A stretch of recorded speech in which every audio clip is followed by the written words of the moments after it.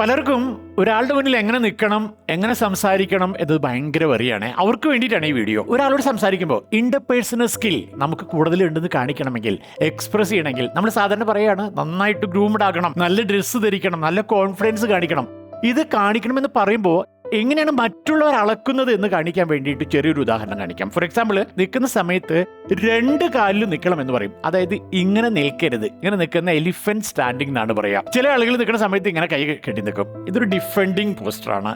ഇനി അതുപോലെ ഇങ്ങനെ നിൽക്കുവാണെങ്കിൽ ഇത് ഒരു ഒബീഡിയൻസ് കാണിക്കുന്നതാണ്. ഇതാണെങ്കിൽ ഒബ്സർവേഷൻ ആണ്. അപ്പൊ നമ്മൾ ആളുടെ മുന്നിൽ പ്രസന്റ് ചെയ്യുമ്പോൾ എങ്ങനെ നിൽക്കണം? പ്രസന്റ് ചെയ്യുമ്പോൾ നിൽക്കുന്ന സമയത്ത് രണ്ട് കാലിൽ നിന്നുകൊണ്ട് കൈകളെ ഇവിടെ വെക്കണം. പ്രസന്റ് ചെയ്യുമ്പോൾ ഇവിടെ വെക്കുന്നതിന്റെ പ്രത്യേകത എന്താണെന്നറിയോ? നമ്മൾ സംസാരിക്കുമ്പോൾ നമ്മൾ കൈകൾ ഉപയോഗിച്ച് സംസാരിക്കും. അപ്പോൾ കൈകൾ ഉപയോഗിക്കുമ്പോൾ ഒരു ആനിമേഷൻ നടക്കുന്നുണ്ട്, ഒരു മൂവ്മെന്റ് നടക്കുന്നുണ്ട്. മൂവ്മെന്റ് നടക്കുമ്പോൾ അവരുടെ അറ്റൻഷൻ നമ്മളിൽ തന്നെ നിൽക്കും. രണ്ട് തരത്തിലാണ് കമ്മ്യൂണിക്കേഷൻ നടക്കുന്നത്. ഒന്ന് വെർബൽ കമ്മ്യൂണിക്കേഷൻ, മറ്റൊന്ന് non verbal communication. Verbal communication എന്ന് പറയുന്നത് നിങ്ങൾ ഉപയോഗിക്കുന്ന വേർഡ്സ് ആണ്, സ്പോക്കൺ വേർഡ്സ്. വേർഡ്സിൽ നിന്ന് ഒരാൾക്ക് മനസ്സിലാക്കുക 7% ആണ്. ആ സമയത്ത് അതിനുപയോഗിക്കുന്ന വോയിസ് ഉണ്ടല്ലോ, വോയിസിൽ നിന്ന് മനസ്സിലാക്കുക 38% ആണ്. അതായത് വോയിസ് കൂട്ടിപ്പിടിക്കുന്ന ഒരാളോട് സംസാരിക്കുമ്പോൾ കുറച്ച് വോയിസോട് സംസാരിക്കാം. അതിനേക്കാളും ഇമ്പോർട്ടന്റ് ആണ് 57%. 57% നിങ്ങളുടെ ബോഡി ലാംഗ്വേജ് ആണ്. അതുകൊണ്ടാണ് നമ്മൾ പറയുന്നത് നല്ല ഡ്രസ്സ് ധരിക്കണം. ബോഡി ലാംഗ്വേജ് എന്തൊക്കെയാ? നമ്മൾ എങ്ങനെ ഗസ്റ്റേജ് ഉപയോഗിക്കുന്നു, എങ്ങനെ പോസ്റ്റർ എങ്ങനെ നിൽക്കുന്നു, ഏത് ഡ്രസ്സാണ്, ഗ്രൂമിങ് എങ്ങനെയാണ്, സ്മൈലിംഗ്